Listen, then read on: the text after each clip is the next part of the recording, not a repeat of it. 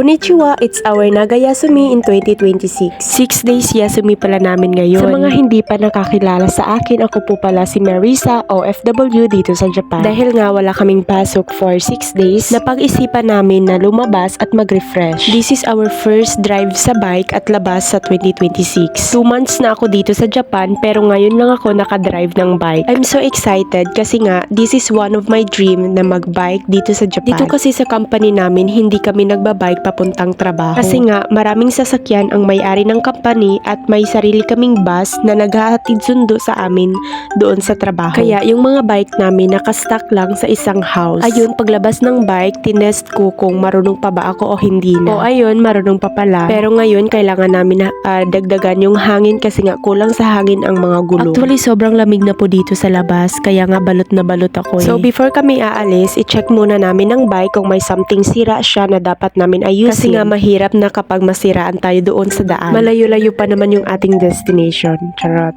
Yung pupuntahan natin. Ayan, pag-check ko ng gulong, parang kulang talaga sa hangin. Kaya dinagdagan ko yung hangin ng aking gulong. Hindi ka lang dapat marunong mag-drive dito, kundi marunong ka din mag-ayos or mag-check ng iyong sariling bike. Ayan, kailangan natin ng oil kasi nga may rust na yung ating mga kadena. Nilagyan ng oil kasi nga para soft lang yung pagtakbo ng ating bike. Ayan, okay na ang lahat. Ready to go na tayo. Let's going somewhere. Sobrang saya talaga namin kasi nga nakapag-drive kami ng bike at nakalabas kami. We're feeling free. Ayan, sobrang ganda mag-bike dito kasi nga may sariling daan yung bike at saka malayo ka talaga sa disgrasya. And it depends on you, how you to drive. Kaya mag-ingat tayo sa pagmaneho ng bike. May tunnel pala kami nadaanan, kaya pagpasok namin sa tunnel, ay, sobrang lamig. Yan pala yung mga kasama ko. The Wonder Pets. So ngayong araw, finifeel talaga namin ang Yasumi. Sometimes lang to sa buong buhay namin, baka next year pa to mauulit. Kasi nga sobrang busy sa trabaho. Kaya nga para kami mga prisoner na nakawala sa selda. As in, sobrang saya na hindi mo ma-explain kung ano yung nararamdaman mo. Yung feeling na wow,